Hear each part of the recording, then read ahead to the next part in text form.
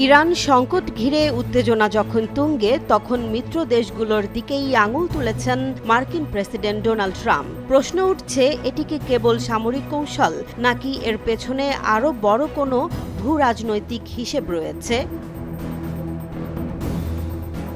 সামাজিক যোগাযোগ মাধ্যমে দেয়া এক বার্তায় ট্রাম্প যুক্তরাজ্য সহ ইউরোপীয় মিত্রদের সমালোচনা করে দুটি পরামর্শ দেন। প্রথমত, যুক্তরাষ্ট্র থেকে জেট ফুয়েল কেনার আহ্বান।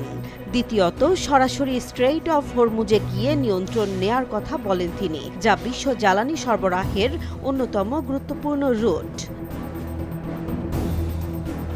ট্রাম্পের এই মন্তব্য বিশেষভাবে দৃষ্টি কাড়ে, কারণ স্ট্রেইট অফ হরমুজ দিয়ে প্রতিদিন বিপুল পরিমাণ তেল ও গ্যাস পরিবাহিত হয়। ফলে এই অঞ্চলকে ঘিরে যেকোনো উত্তেজনা সরাসরি প্রভাব ফেলে বৈশ্বিক জ্বালানি বাজারে।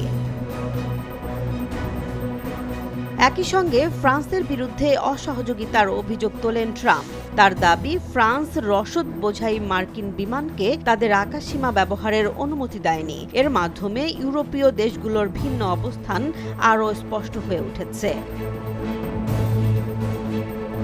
বিশ্লেষকদের মতে, যুক্তরাষ্ট্র দীর্ঘদিন ধরেই মধ্যপ্রাচ্যে নিজেদের প্রভাব বজায় রাখতে কাজ করছে। এই প্রেক্ষাপটে ইরানকে কেন্দ্র করে চলমান উত্তেজনা শুধু নিরাপত্তা নয়, বরং জ্বালানি সরবরাহ ও বাণিজ্যিক স্বার্থের সঙ্গেও জড়িত হতে পারে, যদিও যুক্তরাষ্ট্র বরাবরই নিরাপত্তা ইস্যুকেই সামনে রাখে। অন্যদিকে ইউনাইটেড কিংডম ও ইউরোপের অন্যান্য দেশ সরাসরি সামরিক সম্পৃক্ততা থেকে কিছুটা দূরে থাকছে। তাদের এই অবস্থান আন্তর্জাতিক কূটনীতিতে ভারসাম্য রক্ষার কৌশল হিসেবেও দেখা হচ্ছে। সব মিলিয়ে ইরান সংকট এখন আর কেবল সামরিক সংঘাতের ইস্যু নয়, এটি জ্বালানি, বাণিজ্য এবং বৈশ্বিক শক্তির প্রভাব বিস্তারের এক জটিল সমীকরণে পরিণত হয়েছে, যেখানে প্রতিটি পদক্ষেপই নতুন করে প্রশ্ন তৈরি করছে। জেসমিন জাহান, নিউজ ডেস্ক, জনবাণী।